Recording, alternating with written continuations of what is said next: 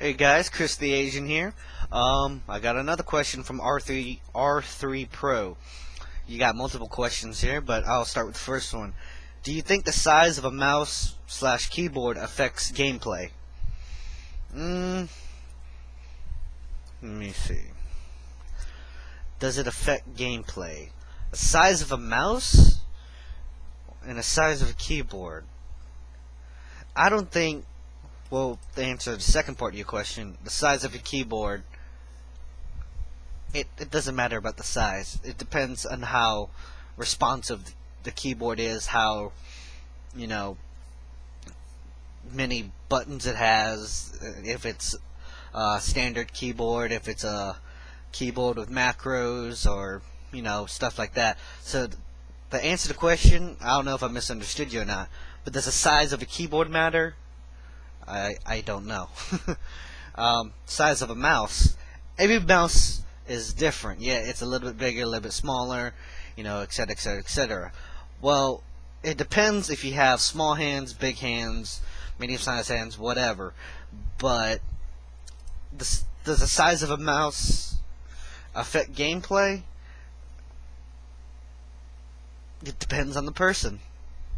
That's all I can say. And your next question is, the Razer Tarantula mouse is about 2 times bigger than my current HP keyboard. I never heard of a Tarantula mouse, but I'm going to assume you mean Tarantula keyboard. Ability of typing. I went from a wireless Logitech keyboard to a Tarantula back then, and my typing abilities, it was better because I can type quicker. I didn't have to press so hard. I got used to it and stuff like that. The Lycosa I use now is really, really responsive. It has 1,000 hertz, 1,000 polling rate, or whatever you call it, 1 millisecond response. The Lycosa and the Tarantula, if you switch from any keyboard to another keyboard, you might improve. It just depends on you. With me, when I went from an old Logitech keyboard, a wireless one, to the Tarantula, I found it improved my typing. Then going from Tarantula to the Lycosa, I felt that it improved my typing a little bit too. It's a lot responsive. It's smooth typing and all that good stuff. With the Tarantula and the Lycosa, they have a thing called anti-ghosting, which means you can press multiple keys, not like the whole thing, but if you press like 1 or 2, 3, up to 10 keys, it won't, lock up or do something funky or whatever.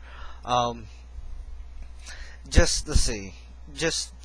It could affect your typing, and it could not affect it. It can go either way depending on you. And you say, let's see, something about the Death Adder. Your current mouse is 100 millimeters long. The Death Adder is about 130 millimeters long. I think that's what you wrote, but I hadn't measured it.